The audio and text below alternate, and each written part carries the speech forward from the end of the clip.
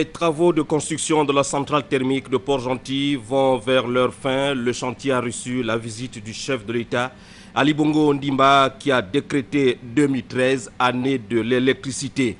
Au Mali, Ibrahim Boubacar Keïta sort victorieux du second tour de la présidentielle de dimanche. Son rival, Soumaïla Cissé, a reconnu sa défaite. Après un mois au pouvoir, le gouvernement tchèque présente sa démission. L'actualité africaine et internationale portera la griffe dans ce journal de Cherel Annabelle Bungota et Marie-Jo Moussavou Mouziegou. Madame, Monsieur, bonsoir et merci de renouveler votre confiance à Gabon Télévision dans ses plus beaux habits en prélude à la célébration des 53 ans d'indépendance de notre pays. En ouverture, je vous l'ai dit, l'habitat toujours au cœur des projets de développement du Gabon à Port-Gentil, dans la capitale économique gabonaise. Des logements voient le jour. Le chef de l'État est allé là-bas toucher du doigt l'état d'avancement des travaux. Rabia Delphine Yari, Bartel Boas, Anissé Sambaboubou, presse présidentielle. L'habitat, qui semblait être le maillon faible des projets de développement du Gabon, passe peu à peu d'une simple volonté politique à une concrétisation sur le terrain. Le quartier Tchengué à Port-Gentil vibre en effet depuis quelque temps au son des pelles, règles, truelles et autres matériaux de construction. Des logements comme des champignons sortent de terre. Sur les lieux, le président de la République pour toucher du doigt le niveau d'avancement des travaux. 3800 logements, c'est une première phase qui est intéressante et qui aussi montre bien le souci que nous avons aujourd'hui d'avoir des projets qui soient bien étudiés et bien pensés, qui tiennent déjà compte non seulement des extensions, mais tiennent aussi compte des autres infrastructures à avoir sur place en termes donc sanitaire, donc centre médical, aussi pour l'éducation, pour les enfants n'aient pas à traverser toute la ville pour être scolarisés. Donc tous ces espaces sont réservés. Réservation faite aussi pour tous les bâtiments administratifs, y compris la sécurité pour police, gendarmerie. Et donc j'ai demandé aussi pour les sapeurs-pompiers. Donc tout cela est tenu, on en tient compte dès le départ. L'espace en forme de dorade aménagé entre le continent et le littoral devra tenir compte de l'impact environnemental. C'est la loi et nous sommes assez vigilants pour que toutes les entreprises respectent fassent d'abord les études d'impact environnemental et respectent tous les niveaux codes que nous avons en matière de construction. Surtout une ville comme Port-Gentil où si on ne le fait pas, il peut y avoir des conséquences assez désastreuses. Ce sont 85 hectares qui vont accueillir 827 villas individuelles, 10 immeubles composant 140 appartements dont les caractéristiques ont été présentées au chef de l'État par le directeur général de la Société nationale immobilière. Les logements, Monsieur le Président, sont entièrement finis. C'est des logements clés en main. Et les prestations sont vraiment de qualité. Vous avez l'eau chaude, l'eau froide, carrelée entièrement, baie vitrée. La maison la plus petite, c'est celle-là. C'est le MBB 3 pièces. C'est donc 2 chambres. En ce qui concerne les bâtiments, c'est 3 étages. La différence entre les deux, c'est que le A, c'est 12 appartements. 12 appartements de 3 chambres. Et le B, c'est 16 appartements de 2 chambres. 31 millions de francs CFA, c'est le coût minimum d'une villa, ce qui du coup peut laisser sceptiques les Gabonais économiquement faibles ou même les fonctionnaires moyens désireux d'acquérir un logement décent. Nous prévoyons des mécanismes pour l'accès à la propriété. Ceci dit, comme l'on me l'a fait remarquer, si vous deviez en même temps acheter le terrain, avoir le titre foncier, vous deviez viabiliser le terrain, plus la construction, et la construction terminée totalement équipée, je pense que vous auriez dépensé beaucoup plus de 30 millions. Sachant compter sur celui qui dit ce qu'il fait et fait ce qu'il dit, les Gabonais peuvent d'ores et déjà jubiler à l'idée que la politique sociale en matière de logement sera appliquée selon les directives qui seront données par Ali Bongo Ondimba.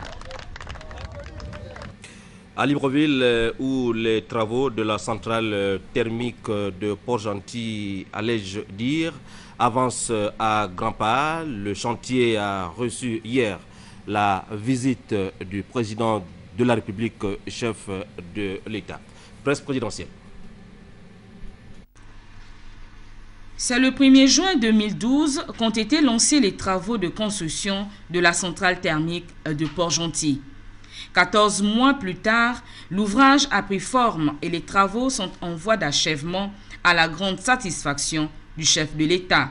C'était d'abord un souci important pour moi pour être sûr que ces travaux-là sont bien lancés, bien réalisés et qui ne vont pas souffrir de retard. Pour l'instant, le chantier que nous avons vu, il n'y a pratiquement pas de retard, 2 à 3 semaines, donc ça marche bien.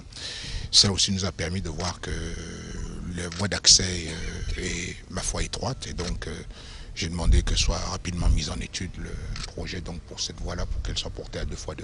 Dans un proche avenir, les problèmes de délestage, baisse de tension et de débit d'eau ne seront plus qu'un triste souvenir pour les Port-Gentillais. De même que d'autres projets de développement sont envisageables pour l'avenir. Donc c'est un programme qui est bien parti pour Gentil. Nous entrevoyons déjà les extensions futures parce que bon, le pays progresse, hein, donc il faut tenir compte aussi bien d'approvisionner l'apport en électricité pour les usagers, mais aussi pour tout ce qui est industriel. Et comme sur Port-Gentil, nous avons des projets importants et des ambitions qui sont assez conséquentes, et il nous faut avoir de la matière. L'eau et l'électricité, des éléments vitaux qui nécessitent un approvisionnement sans faille. Et à travers tout le pays, les plus hautes autorités s'emploient à la construction des infrastructures y relatives afin de rendre meilleur le quotidien de chaque Gabonais. Les suites sur ces images qui vont arriver de la régie des visites du président de la République, chef de l'État, son Excellence Ali Bongo Ondimba, après Port-Gentil, la capitale économique gabonaise hier. Eh bien, le numéro 1 gabonais a visité aujourd'hui, mardi, les chantiers initiés dans la province du Haut-Ogooué et l'Ogooué-Lolo.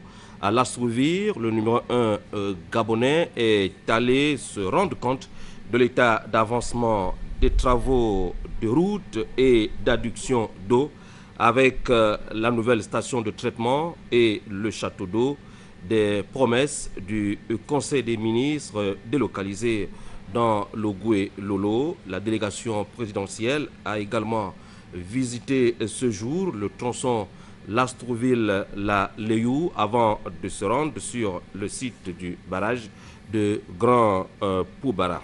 Avec force et détail, nos confrères de la presse présidentielle reviendront sur cette très importante actualité. Je vous l'ai dit qu'après Port-Gentil, la capitale économique gabonaise, le président de la République, chef de l'État, a visité aujourd'hui, mardi, les chantiers initiés dans la province du Haut-Ogooué et dans celle de l'Ogooué-Lolo. En tout cas, nos confrères de la presse présidentielle reviendront demain sur cette importante actualité. Retenez qu'à la fin de ce journal, vous suivrez le magazine de la presse présidentielle, les grands axes de développement du président Ali Bongo Ondimba. Aujourd'hui, le logement au Gabon. Suite aux hautes instructions du président de la République, Ali Bongo Ondimba, et en application des dispositions portant création et définissant le champ d'intervention de la Direction générale du contrôle des ressources et des charges publiques, et bien le directeur général Jean-Fidèle Otando a effectué une visite de contrôle sur les différents chantiers ayant bénéficié du financement de l'État. C'est un reportage d'Amélie Blanche Mbougou, Eyi Sima et John Michel Boudéan, sur lequel nous reviendrons d'un moment à l'autre. La suite de ce journal avec cette traditionnelle conférence de presse du porte-parole de la présidence de la République, M. Alain-Claude Bilen-Bizet, qui a encore réuni ce matin au palais présidentiel la presse nationale et internationale pour aborder les questions d'intérêt commun, les questions se rapportant au développement de notre pays. Il est au micro de Basile Buagou Mikala et Mendarengeng. Souci permanent d'informer les Gabonais sur les activités du président de la République, Ali Bongo Ondimba, le porte-parole de la présidence de la République, Alain-Claude Bilen-Bizet, a animé la traditionnelle conférence de presse portant sur plusieurs sujets. D'entrée de jeu, il est revenu sur l'actualité récente, notamment la célébration de la Journée nationale du drapeau et la participation du président de la République au sommet des chefs d'État qui s'est tenu en Guinée équatoriale avant de se focaliser sur la visite de ce dernier à Port-Gentil. Le président de la République a visité la centrale thermique, la nouvelle centrale thermique de Port-Gentil, la construction de logements par la SNI, l'aménagement du site devant abriter l'usine de production d'engrais dans la zone franche de l'île Manji, la future école de commerce de Port-Gentil et l'état des voiries urbaines. S'agissant de la centrale thermique, il faut retenir qu'elle devra fournir près de 105 MW à terme. Les travaux liés à la construction de cette infrastructure doivent être réalisés en deux phases. La première phase, qui a débuté en avril 2012, est à ce jour achevée et permettra une fourniture en énergie de 52 MW, ce qui permettra à la ville de Port-Gentil, dont la capacité énergétique est de 50 MW aujourd'hui, de résorber les problèmes de délestage. S'agissant des logements, la Société nationale immobilière a été chargée par le gouvernement de réaliser un certain nombre de constructions, aussi bien à Libreville que dans les principales villes de l'intérieur du pays. S'agissant de Port-Gentil, une zone nouvelle d'aménagement a été réalisée non loin de Tchengué. Cette zone va pouvoir abriter plus de 800 logements et plus d'une centaine d'appartements. Lorsque je parle de logements, je veux parler de villas de différents standings et plus d'une centaine d'appartements. Le président de la République, après avoir suivi attentivement les explications qui lui ont été fournies par les techniciens, a donné un certain nombre d'instructions au ministre chargé de l'Habitat. Dans la capitale économique, le président de la République a eu une séance de travail avec les responsables politiques, administratifs, ainsi que le chef d'entreprise impliqué dans le projet de la construction de la route qui va désenclaver la capitale économique. Oui, la capitale économique gabonaise qui opère, vous l'avez vu dans les images précédentes, une véritable transformation totale. Là-bas, je vous l'ai dit il y a quelques secondes, le directeur général Jean-Fidèle Otando a effectué une visite de contrôle sur les différents chantiers ayant donc bénéficié du financement de l'État. C'est suite aux hautes instructions du président de la République, Ali Bongo Ondimba, et en application des dispositions portant création et définissant le champ d'intervention de la Direction générale du contrôle des ressources et des charges publiques. Amélie Blanche Mbougou et Issima, John Michel Boudéa. Conformément aux instructions du chef de l'État Ali Bongo Ondimba, qui souhaite que les chantiers lancés dans le cadre des fêtes tournantes aillent à leur terme, le directeur général du contrôle des ressources et des charges publiques, Jean-Fidèle Otando, a effectué une visite sur les chantiers qu'il a exhumés à Port-Gentil. Je tiens à préciser une chose, que ça soit clair pour tout le monde. C'est qu'aujourd'hui, l'État manifeste sa volonté, et d'ailleurs le chef de l'État l'a dit clairement, de terminer les travaux qui avaient été débutés, entamés dans le cadre des fêtes tournantes. Et ce vœu de chef de l'État est aujourd'hui une réalité. Et les populations de Port-Gentil peuvent s'en apercevoir, puisque nous avons effectivement débarré ce chantier, le chantier de la Maison des Jeunes, et que nous avons effectivement démarré les appartements Roger Butin. Des discussions sont aujourd'hui lancées avec l'entreprise qui fait la route passant devant l'hôpital. Donc l'ensemble de ces chantiers verront effectivement effectivement le jour. Et je pense qu'il y a même d'autres chantiers que je me garde aujourd'hui d'annoncer. Je pense qu'il y aura d'autres chantiers pour la ville de Port-Gentil. Ces différents projets visent l'amélioration du bien-être des populations. Vous êtes témoins. Nous avons tous visité ce chantier qui a connu une évolution assez importante, puisqu'au mois de février, lorsque nous étions sur ce chantier, sur ce terrain, il était totalement en abandon. C'est un projet qui fait partie des projets retenus dans le cadre des fêtes tournantes depuis 2005. Aujourd'hui, les images, pas d'elles-mêmes, parce que la réalité, elle est là. Et ceci fait partie de la mission du contrôle qui consiste à vérifier l'effectivité des travaux sur le terrain. Je tiens à féliciter cette entreprise qui a effectivement accepté de reprendre ces travaux et de nous livrer le chantier. La jeunesse de Port-Gentil nous le demande et il était de notre devoir de terminer cette maison des jeunes et de la livrer dans les prochains jours. La capitale économique n'échappe pas aux problèmes de mobilité que l'on rencontre dans la majorité des grands centres urbains du Gabon. Longue de 3,5 km, la route Lazare-Ntchengue est incontestablement une des solutions à ce problème à Port-Gentil. On a investi sur du matériel, une centrale à béton, une centrale à bitume, des finishers. La première partie, ça va être de Mandorové, qui est une partie en sable, qui n'est pas créée encore. Donc cette partie-là, on doit l'aménager, remblayer en sable et après créer une double voie. La deuxième partie, ça va être la partie de Dorade, double voie, toujours pareil. Et la troisième voie, ça sera une voie où il y a plus ou moins des habitations. Donc là, on va passer en simple voie. Le directeur général du contrôle des ressources et des charges publiques n'en est pas à sa première visite sur le terrain pour booster ces chantiers de grande portée socio-économique. En février dernier déjà, Jean-Fidèle Otando était allé superviser leur démarrage. À voir sa détermination, le directeur général du contrôle des ressources et des charges publiques s'emploie à l'aboutissement des projets remis au goût du jour. Voilà, toutes ces visites qui interviennent à quelques jours de la célébration des 53 ans d'indépendance du Gabon. Des visites, comme vous le voyez, pour marquer une véritable rupture avec le passé. 53 ans d'indépendance suivis depuis le 17 août 1960 par la radio-télévision gabonaise, une radio qui a connu une évolution significative sur laquelle reviennent ce soir Miket Ongoko, Mireille Fassinou et Ludwine Kavou.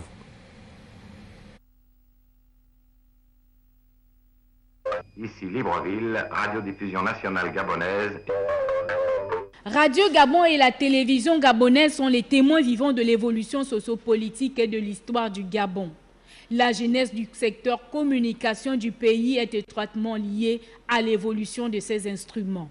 Alors que Radio Gabon voit le jour en novembre 1959, soit 10 mois avant l'accession du Gabon à la souveraineté internationale le 17 août 1960, la télévision n'émettra qu'en mai 1963.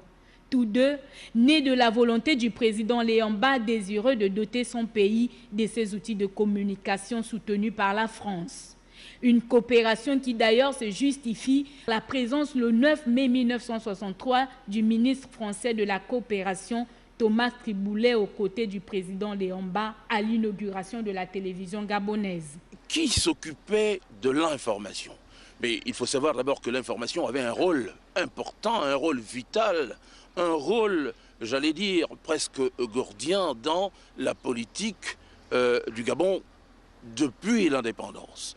Et le ministère de l'Information était directement rattaché à la présidence de la République. Parlant du rôle justement de la radio à l'époque, quand le président Léamba en 1959 inaugurait Radio Gabon, et c'est comme ça que ça s'appelait, le nom est revenu avec la réforme, le président Léamba, de façon très simple, a dit ceci: grâce à la radio, grâce à Radio Gabon, maintenant, les Gabonais sauront ce que je fais en tant que président de la République.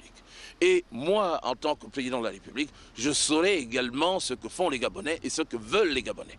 Contrairement à la télévision qui ne disposait à sa création que d'un seul émetteur de 500 watts, Radio Gabon, écoutée jusqu'au-delà des frontières gabonaises, va connaître une expansion plus rapide avec la création des stations régionales, ainsi que la création et l'implantation d'Africa numéro 1, la radio panafricaine, le messager de l'Afrique dans le monde en 1981.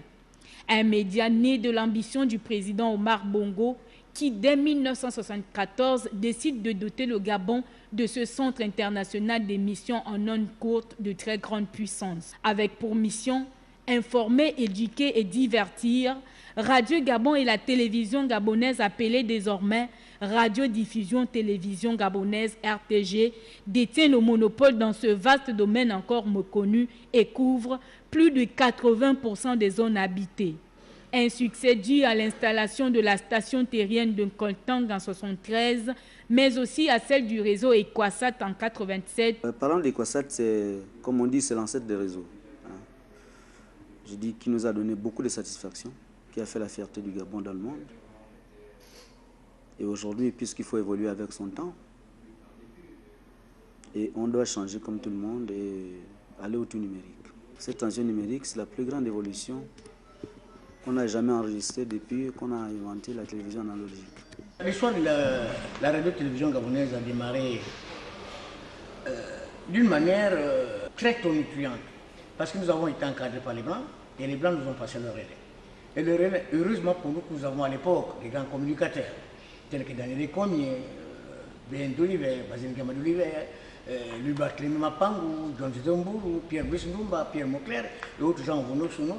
Ce sont vraiment les ténors qui ont amené l'histoire de l'audiovisuel au Gabon. En amenant cette histoire de l'audiovisuel au Gabon, ils ont bien pris le relais de nos amis occidentaux. Parce que finalement, entrer à Radio Gabon à l'époque, ou à la télévision gabonaise à l'époque, il fallait être vraiment un artiste. Le début des années 1990 connaîtra un bouleversement d'ordre politique marqué par l'avènement du multipartisme. Le Gabon voit émerger de nombreux médias. La RTG 1 et 2, l'Agence gabonaise de presse et l'Union, pour la première fois de leur histoire, doivent faire face à une concurrence du secteur privé. Les changements enregistrés dans l'univers médiatique gabonais impose une nouvelle vision à la RTG qui perd sa position de monopole. Contrairement aux années 60, 70 et 80, la RTG n'est plus suivie dans les nombreux villages et villes du Gabon, le vieillissement des équipements étant certainement l'une des raisons de cet état de fait. Aussi, le mode de financement actuel de la RTG ne correspond-il plus vraisemblablement aux défis du moment. Le souci des autorités de pouvoir arrimer l'environnement audiovisuel national public au changement de l'heure dominé par l'adaptation aux nouvelles technologies de l'information et de la communication NTIC, ainsi que le passage en 2015 de la télévision analogique vers celle dite numérique, ont amené les dirigeants politiques à la réorganisation du secteur audiovisuel public gabonais. Nous sommes dans un environnement médiatique extrêmement concurrentiel. La radio et la télévision constituent des domaines où les évolutions sont rapides et récurrentes. Dans le plan de développement de Gabon Télévision, il est prévu la création de 2 chaînes thématiques.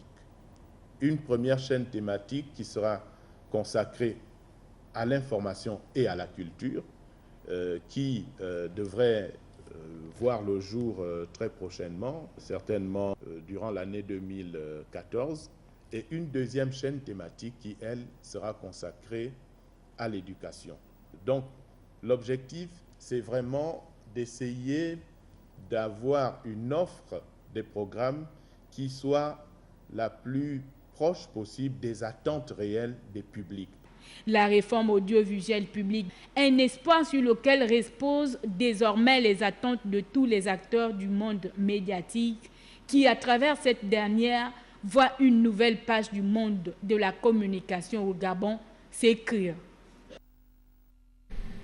D'ores et déjà, bonne fête de l'indépendance aux communicateurs exerçant à la maison Georges Rawiri Nous restons dans ce volet indépendance avec Libreville, la capitale gabonaise qui manque un tout petit peu de repères historiques faute de l'existence d'anciens édifices publics qui faisaient sa fierté avant l'indépendance du pays. Voici l'enquête de Buagou Mikala et Yvette Legou-Okosa. L'histoire d'un pays ne s'écrit pas uniquement au niveau des hommes politiques et des actes qu'il pose. L'histoire d'un pays, c'est aussi sa culture, son économie, son art et les édifices institutionnels de son passé.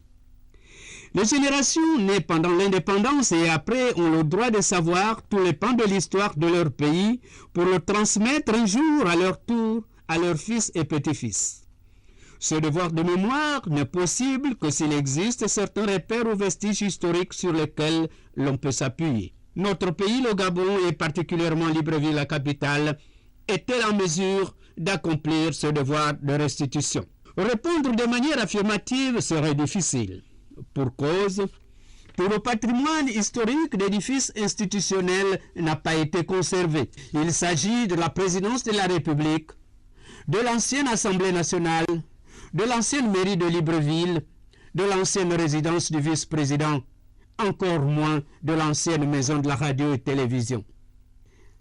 Heureusement, à Sainte-Marie, la cathédrale, la maison d'habitation du clergé et l'ancienne cathédrale sont bel et bien présentes. Seules les archives nationales peuvent nous faire revivre ces témoignages poignants de ce qu'était Libreville aux années 1960. Et pour boucler le dossier indépendance en 1953, voici la déclaration du directeur général de la sécurité routière qui appelle les Gabonais et notamment les automobilistes à la prudence et les sensibilise sur les risques d'accident pendant les jours de célébration des événements nationaux. Il est au micro de Jean-Raoul Mbadinga Wambadinga et Victor Moununga.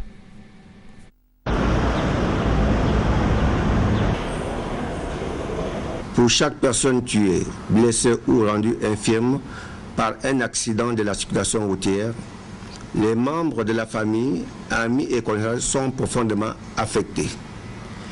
Les statistiques routières révèlent qu'en 2 mois, juin et juillet 2013, la commune de Libreville a elle seule enregistré 14 accidents pour 41 blessés et 16 tués, ce qui représente un chiffre énorme pour notre pays.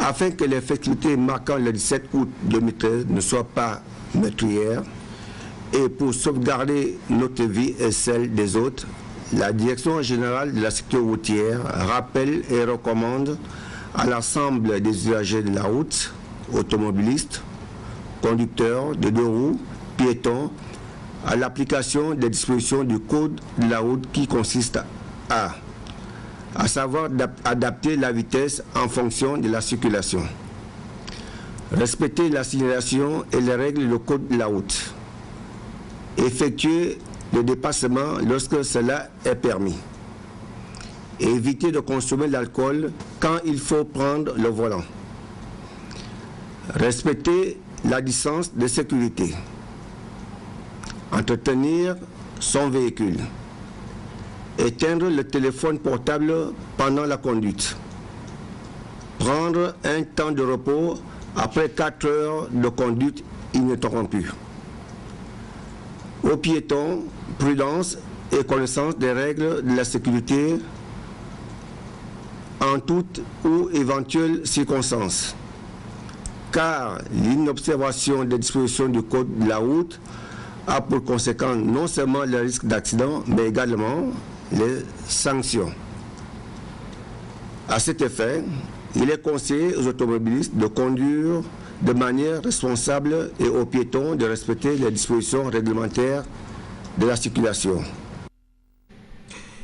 Une fête de l'indépendance qui sonne comme une interpellation pour les jeunes de Ntoum face à la situation d'insalubrité que connaît leur environnement. Ils sont montés au créneau pour booster hors de Ntoum tout ce qui pollue l'environnement dans cette localité de la province de l'Estuaire. Francis Ngomo, Cabrel Guilain, les mamies. C'est en vue de la célébration des festivités marquant les 53 ans d'indépendance de notre pays et promouvoir la grande soirée Génération 80 qui consiste à réunir les jeunes de la localité de Ntoum que le collectif Génération 80 vient de procéder à l'embellissement de cette localité.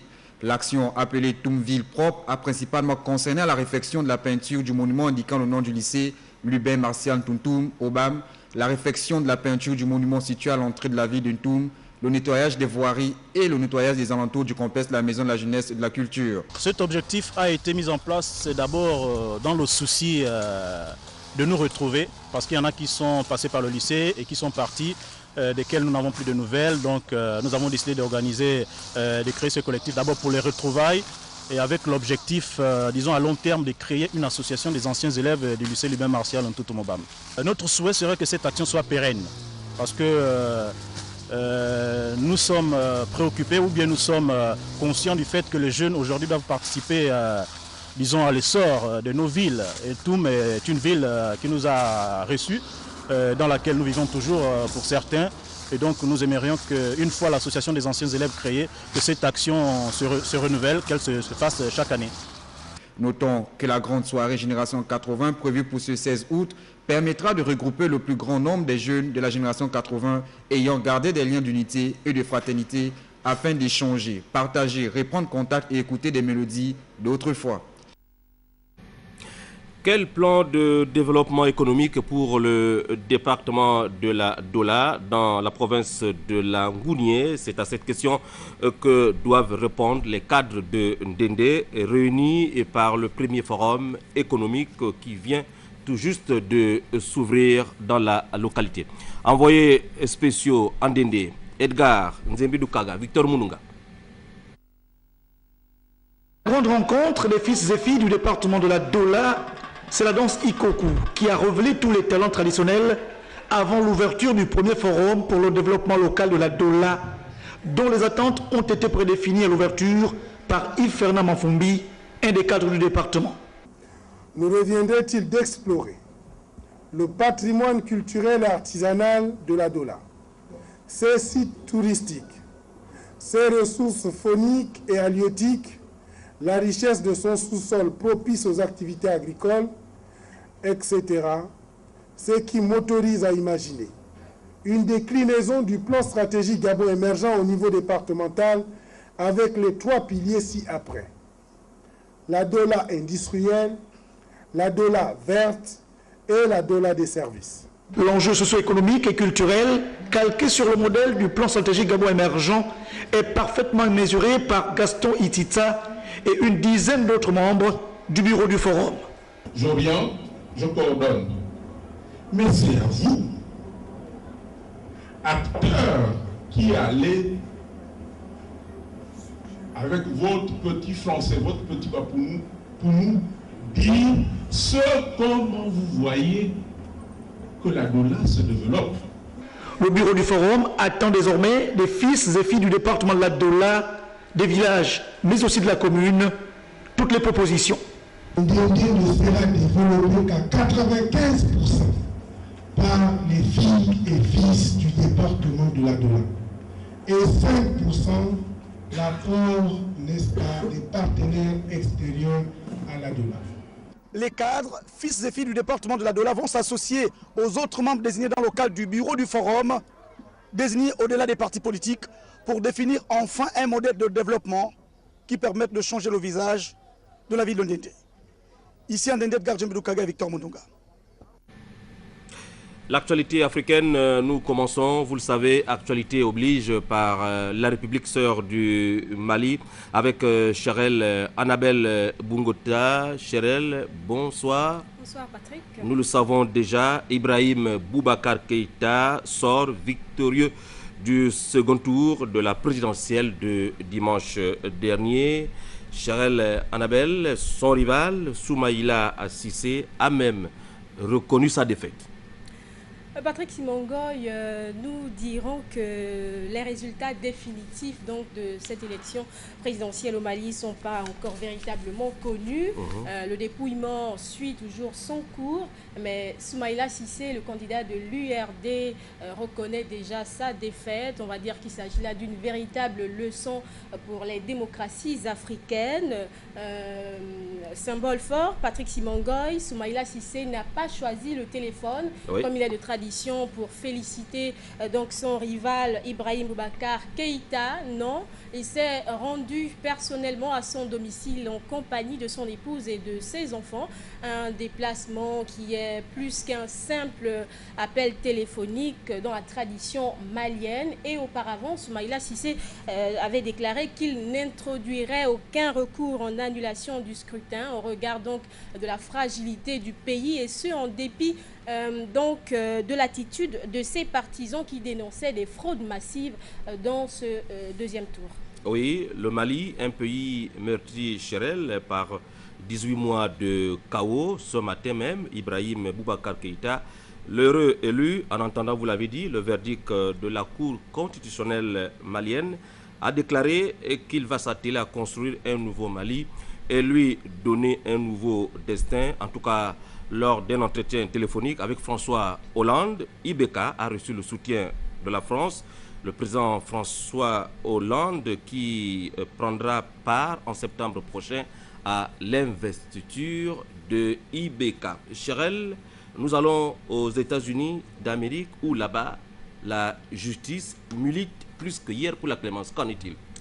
Patrick Simongoy, le système judiciaire américain pourrait bien connaître une toute petite révolution. Le procureur général des États-Unis, Eric Holder, souhaite réduire, sinon carrément supprimer les peines de prison pour les délits mineurs liés à la drogue.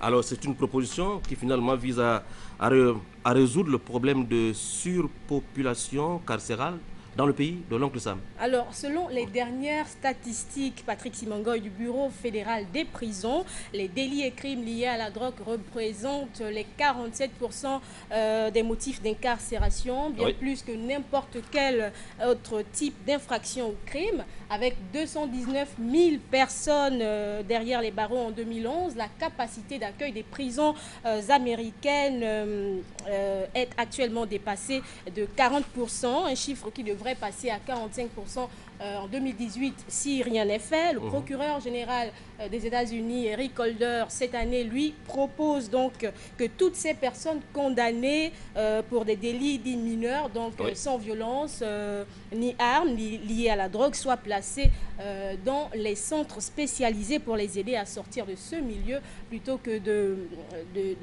des peines de prison systématiques. Et c'est donc hier que le procureur général devait donc proposer, détailler cette proposition devant l'association du barreau américain de San Francisco. Patrick. Merci Cherel, on se retrouve demain et voilà qui nous amène à parler de l'ONG English for All, constituée d'anciens étudiants de l'université Omar Bongo qui a tenu une série de conférences dans les locaux de l'université au programme débat dans la langue de Shakespeare, en rapport bien sûr avec l'introduction de l'anglais dans le système éducatif gabonais. Yannick Menga. Apporter son expertise et expérience au gouvernement dans l'introduction de l'anglais dans le système éducatif gabonais, à savoir aider les élèves en classe d'examen, faire du volontariat dans les établissements publics en cas de déficit de professeurs d'anglais, aider à l'interprétariat et à la traduction chez les professionnels et à long terme créer un institut d'anglais, l'ONG English for All, E4A, formée principalement d'anciens étudiants du département d'anglais de l'université Omar Bongo, a clarifié ses objectifs lors de la série de conférences tenues dans les locaux de l'UOB. Avec pour invité le citoyen américain et businessman Von Kildon, Kevin Mafonga, président de l'ONG, et le secrétaire général Dioumi Mubasango, nous édifient à ce propos. L'une des activités communes, notre ONG qui est English for All, E4A. Alors pour ces activités, on a invité, n'est-ce pas, M. Von pour une conférence qui s'est faite toute en anglais. Alors il est venu débattre sur le sujet de l'esprit entrepreneurial américain. Donc il a voulu partager cela avec nous pour nous, n'est-ce pas, nous aider également à adopter cet esprit en tant que personnes qui pratiquons la langue anglaise et qui avons aussi en commun la culture anglo-saxonne. Donc c'était un débat fructueux, plein d'échanges. Il s'agissait là, pendant cette conférence, de nous approprier des valeurs qui vont avec la langue. Et donc c'est important pour nous de faire un travail comparatif. Nous sommes des Gabonais, nous avons une façon de voir les choses. Monsieur Von, le conférencier, est un Américain, il nous expose sa façon de voir les choses et on prend le meilleur de tout ça. Avec l'introduction de l'anglais comme deuxième langue officielle dans le système éducatif gabonais, cette ONG semble capable de trouver sa place dans la locomotive émergente. Je vous l'ai dit en titre, le gouvernement tchèque a présenté sa démission après un mois seulement au pouvoir. Cette actualité, nous la décortiquons maintenant avec Marie-Jo Moussavou Mouziegou. Bonsoir Marie-Jo. Bonsoir Patrick. Effectivement, nommé le 10 juillet dernier, le Premier ministre tchèque a remis aujourd'hui la démission de son gouvernement au président Miloš Zeman à la suite du désaveu du Parlement, une situation, Patrick Simangoy, qui pourrait entraîner des législatives anticipées. Et puis Israël qui libère des prisonniers à la veille même de nouvelles négociations avec les Palestiniens. Une séance de pourparlers entre négociateurs israéliens et palestiniens aura lieu demain mercredi 14 août à Jérusalem, suscitant des oppositions dans les deux camps. Israël s'est engagé à libérer une centaine de détenus palestiniens et arabes israéliens. 26 d'entre eux ont retrouvé la liberté aujourd'hui. Et puis au Venezuela, le président Maduro qui veut légiférer sans le Parlement pour lutter contre la corruption. Le président Nicolás Maduro a annoncé hier qu'il allait demander à l'Assemblée nationale le droit de gouverner par décret dans sa lutte contre la corruption. Il compte agir directement en promulguant de nouvelles lois sans passer par le Parlement. Une technique qu'avait déjà utilisé son mentor Hugo Chavez et qui fait grincer les dents dans les rangs de l'opposition. Enfin, Marie-Jo, à Londres, des poubelles collectant des données des smartphones font aujourd'hui scandale. Des poubelles équipées d'un système Wi-Fi recueillant depuis le mois de juin dernier des informations sur les passants à partir de leur smartphone provoquent un scandale à Londres. Les autorités de ce pays exigent que cette technologie soit purement et simplement désactivée. Merci Raïssa Laure Mezamendong. Nous allons recevoir après Marie-Jo Moussavou et non Raïssa Laure Mezamendong, le porte-parole du Centre des libéraux réformateurs Nikez Sikout Ingenza pour une importante communication à la veille d'une importante réunion statutaire sur un thème important et non de moindre, de retour de France. Jean-Boniface Assélé a sonné la mobilisation des céléristes. Monsieur le porte-parole, bonsoir. Oui, bonsoir Monsieur Simangoy. Alors, je voudrais bien d'abord vous dire merci de me donner l'occasion de m'adresser aux militants et sympathisants du CLR et donner l'information au cadre du parti s'agissant de la réunion extraordinaire du directoire du CLR qui se tient le mercredi 14 août. Demain à 16h30 au siège du parti. Oui. Une réunion très importante qui nous donnera l'occasion de faire l'état de l'implantation du parti et de jauger le moral de nos troupes à la veille des prochaines élections locales. Oui, le CLR va présenter plusieurs candidats cette année. Ah oui, naturellement, sur les 42 départements et 52 communes que compte notre pays, le CLR briguera naturellement les suffrages des populations au mois de novembre prochain. Alors, il sera donné donc demain au président Assélé l'occasion de présenter au directoire la carte nationale électorale du CLR s'agissant des prochaines élections locales. Il sera également question à l'ordre du jour de la désignation des figures de proue de nos futures listes dans les circonscriptions que nous briguerons. Monsieur le porte-parole, Gabon Télévision vous dit merci et va vous accompagner tout au long de cette série de communication du CLR. Merci. Je rappelle donc demain, mercredi 14 août à 16h30, réunion extraordinaire du directoire du CLR. La présence de tous les membres du directoire est rendue obligatoire. C'était Nikez Sikout Ingenda, le secrétaire général adjoint porte-parole du Centre des libéraux réformateurs. La page des sports avant la page nuptiale de ce journal. Merci Nikez, nous vous retrouverons au cours de nos prochaines éditions d'information. La page des sports, donc disais-je, avec les éliminatoires du Mondial 2014. Eh bien, vous le savez, les sélections encore en course préparent la dernière journée de ces éliminatoires du Mondial 2014, à l'exemple du Gabon qui est présent au Portugal. La page des sports signée dans ce journal, Raïssa Laure Mezamendong, une de nos spécialistes maison. Bonsoir Raïssa. Bonsoir Patrick, bonsoir chers téléspectateurs. Alors nous parlons donc de ces éliminatoires du Mondial 2014. Les Panthères du Gabon présents à Lisbonne au Portugal et ce depuis hier pour le match face au Cap-Vert devant permettre à la sélection gabonaise de se mettre en jambe en prélude au match qui les opposera pour la dernière journée du Mondial face aux étalons du Burkina Faso.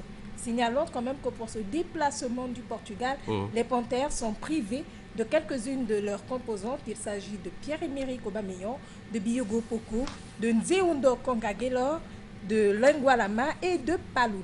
Mais bon, les Panthères ont intérêt à prendre au sérieux la sortie face au Cap-Vert, qui, il faut le rappeler, l'inconnu a barré le chemin de la CAN 2013 aux liens indomptables du Cameroun. Alors Raïssa, en Europe, cette fois, la sélection française sera également demain face à la Belgique.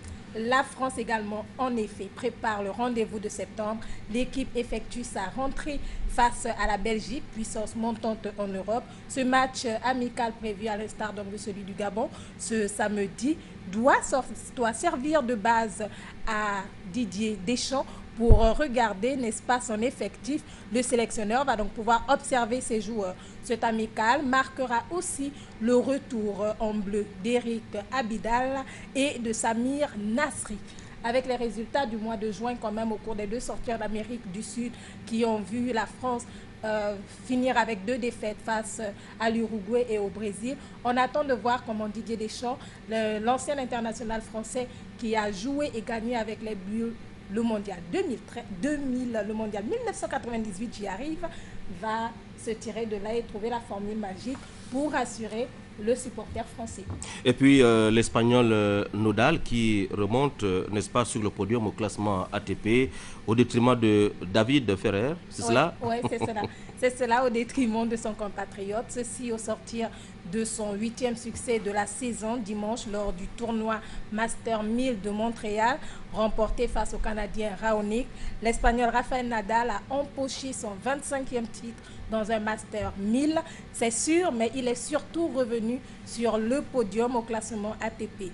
Nadal déloge donc son compatriote David Ferrer à la 3e place. Nadal prend ainsi donc place sur le podium avec 7860 points, soit 750 de moins que le Britannique Andy Murray qui est placé 2e et 3540 points de moins que le Serbe Novak Djokovic dont il convoite la 1re place d'ici la fin de l'année. On dit tout simplement what and see. Enfin, au pas de course, c'est JO hiver 2014. On parle d'un appel au boycott, Raïssa, de ces Jeux. Oui, la loi russe anti-gay fait polémique et c'est donc pour protester contre cette loi que des appels au boycott sont lancés pour les JO de 2014 à Sochi en Russie. Des tentatives d'intimidation quand même qui n'influencent pas les autorités russes. Le ministre russe des Sports, Vitaly Mutko, a précisé qu'il n'y a aucune raison de craindre les appels au boycott des Jeux Olympiques et d'ajouter plus loin, selon l'agence Interfax, plus la Russie est forte et plus cela déplaît à certains. Nous sommes tout simplement un pays unique. Le pays qui accueille les mondiaux d'athlétisme 2013 est confiant pour la suite, Patrick. Raïssa, vous restez avec moi pour la fin de cette session d'information, pour suivre cette page nuptiale. 2 célibataires de moins, comme vous allez le voir sur ces images, et qui vont arriver de la régie. 2 célibataires de moins à Gabon Télévision, Serge Nzengue Mabila et Ingrid Antombo. Ici en images, caméraman et monteuse TV qui ont scellé le week-end dernier leur dessein pour le meilleur et pour le pire. L'acte de mariage a eu lieu à la mairie du 4e arrondissement de Libreville. Parents, amis et connaissances étaient venus nombreux soutenir le couple Nzengue